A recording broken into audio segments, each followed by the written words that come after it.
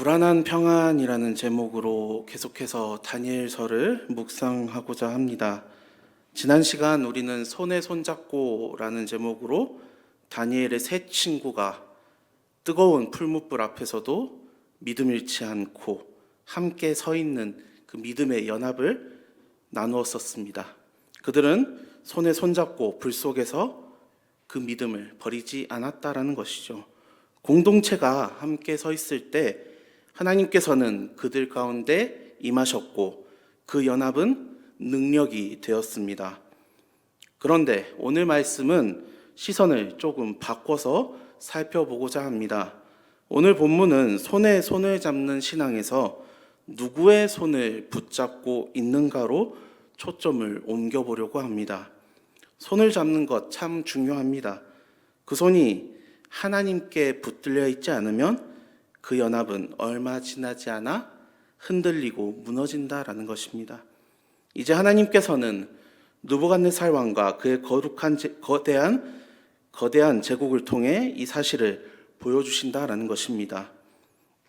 큰 나무와 같은 제국, 분명히 거대하고 무너지지 않을 것 같았습니다. 모든 것이 평안했습니다. 그러나 그 평안은 하나님 없이 세워진 평안이었다라는 것입니다. 그래서 하나님께서는 그 평안을 흔드십니다. 그리고 그 나무를 찍으시는데 특별하게 그루터기를 남기신다라는 것입니다. 오늘 말씀의 제목처럼 우리 삶에도 이러한 불안한 평안이 있을 것입니다. 겉으로는 평안하지만 마음속에서는 설명할 수 없는 불안이 일어날 때, 그때 하나님께서 우리를 깨우시는 사인이 아닌가 생각해 보게 됩니다. 오늘 본문은 이렇게 시작합니다. 느부갓네살 왕은 천하에 거하는 모든 백성과 나라들과 각 방언하는 자들에게 편지하노라. 이 구절은 마치 왕의 공적 문서처럼 들립니다. 그래서 성경학자들 사이에서도 이 부분이 3장, 즉 풀무불 사건 직후에 반포된 조서인지 아니면 4장의 회고적 간증의 서문인지에 대해서 두 견해를 보이고 있다라고 합니다. 첫 번째로 3장 사건 직후에 있었던 조서다라는 견해가 있었는데요.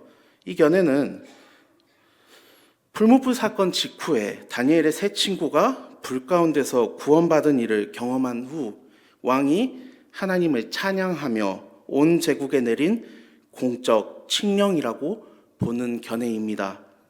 실제로 히브리어 본문인 마소라 사본에서는 이 구절을 3장 마지막 절들과 연결하여 배치하고 있습니다.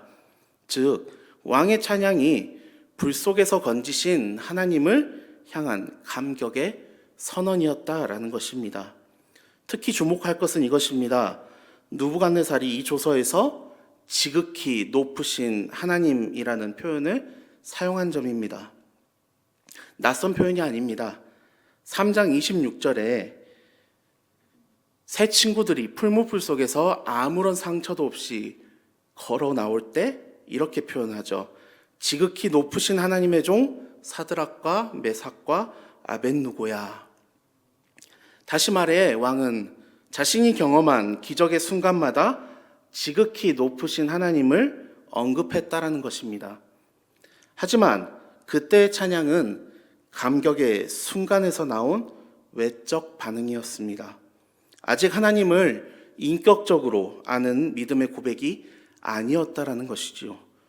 만약 이 견해를 따른다면 1절부터 3절은 기적의 평안을 노래하는 찬양이 될 것입니다. 불 속에서 함께 하신 하나님의 능력을 목격한 왕이 그의 나라는 영원하다라고 선포한 것이죠. 하나님께서 함께 하실 때 공동체가 누리는 평안, 그것은 외적 환경이 아닌 하나님의 임재에서 오는 평안인 줄 믿습니다. 그러나 기적의 순간이 지나가면 그 평안이 얼마나 쉽게 인간의 자랑으로 바뀌는지 우리는 기억해야 할 것입니다. 또 다른 견해인 4장의 회고적 서문에 대한 견해입니다. 이 구절을 사장의 서문으로 보는데요.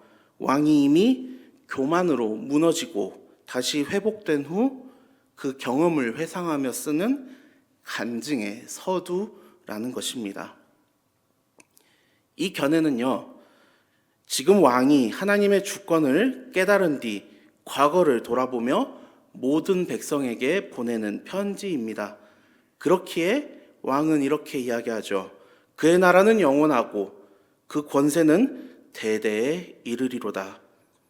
단순한 친송이 아닙니다. 교만의 자리에서 겸손으로 돌아온 이의 고백이라는 것입니다.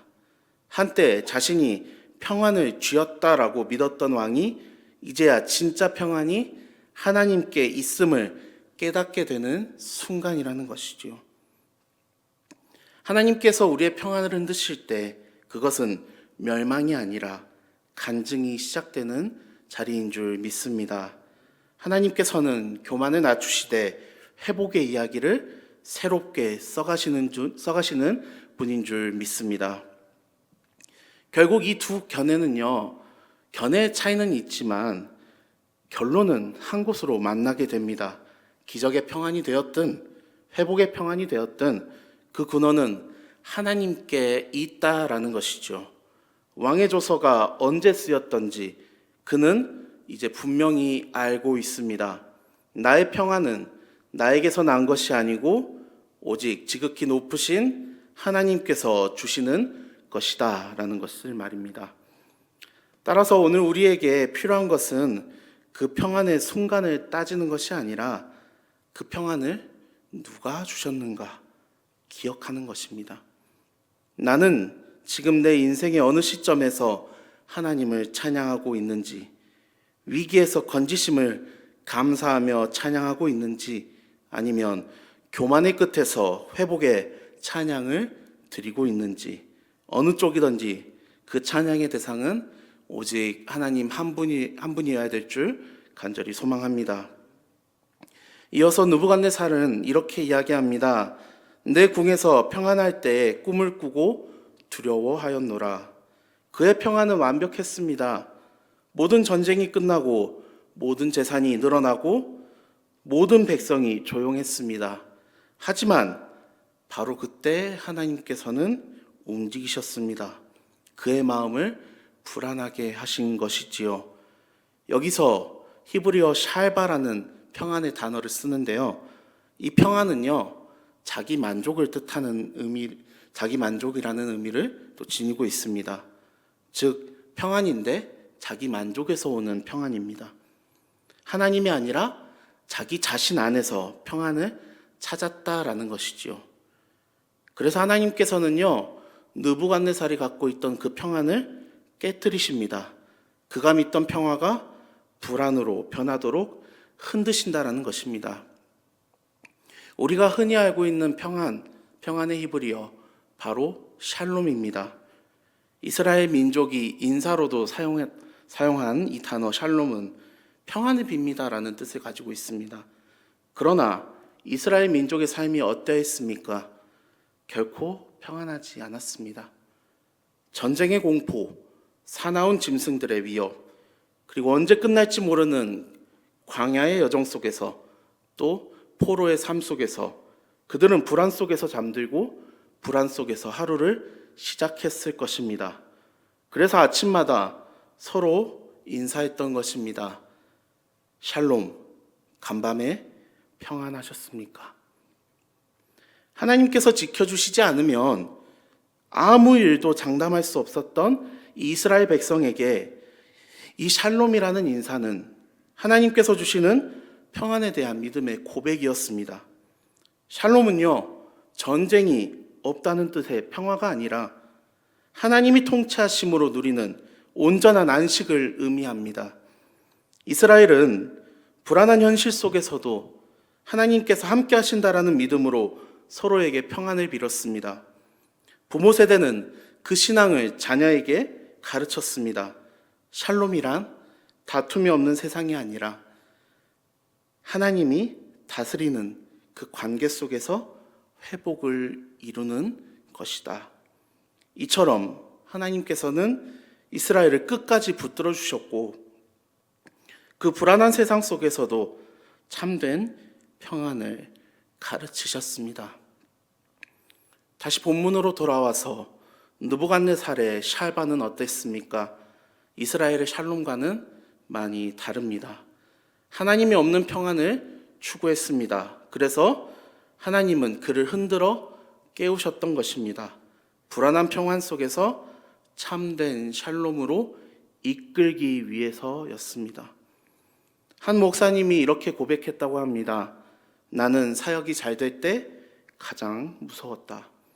모든 게 순조롭고 안정된 시기에 기도가 줄어들고 하나님의 일하심이 느껴지지 않았다라는 고백을 하셨습니다.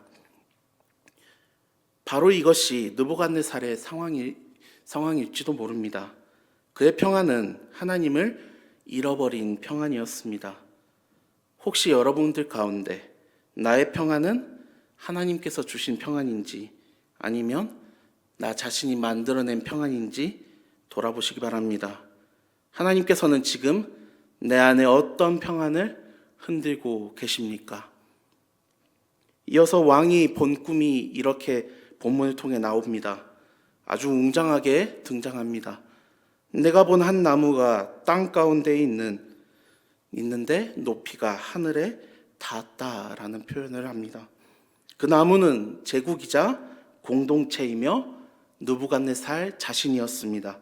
모두 그 나무 그늘 아래 살았습니다. 그런데 어느 날 갑자기 하늘에서 파수꾼이 내려와 이렇게 이야기합니다. 그 나무를 찍어라. 그러나 그루터기는 남겨라.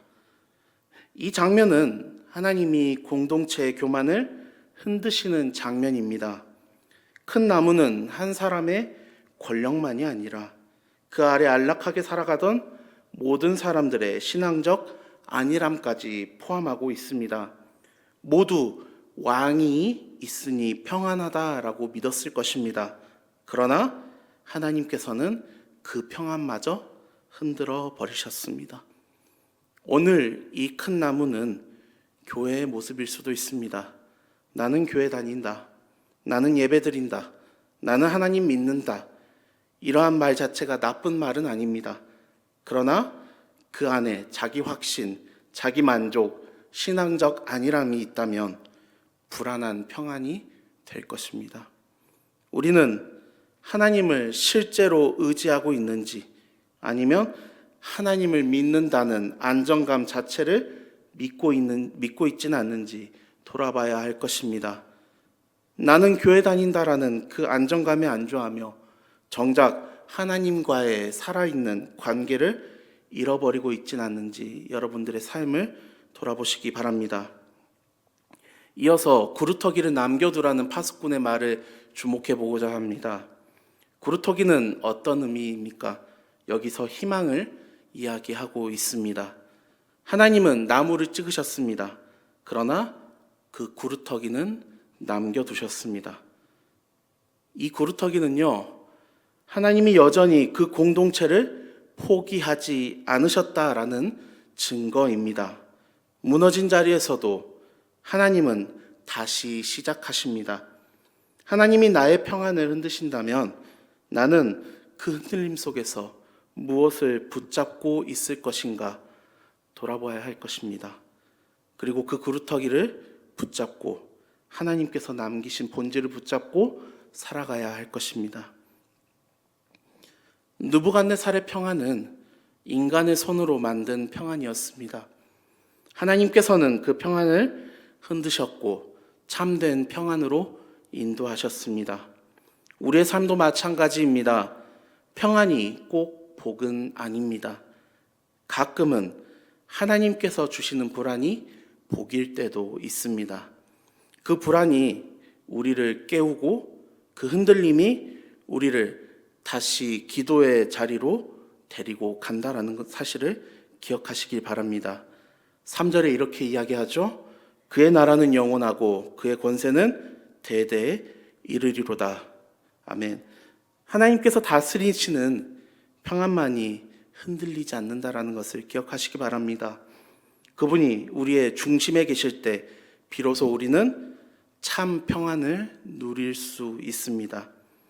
하나님 없는 평안은 결국 불안으로 드러나고, 하나님이 주신 불안은 참된 평안으로 우리를 인도한다는 사실을 기억하시면서 하나님 안에서 참 평안을 누리는 여러분들 되시기를 주님의 이름으로 간절히 소망합니다. 기도하겠습니다.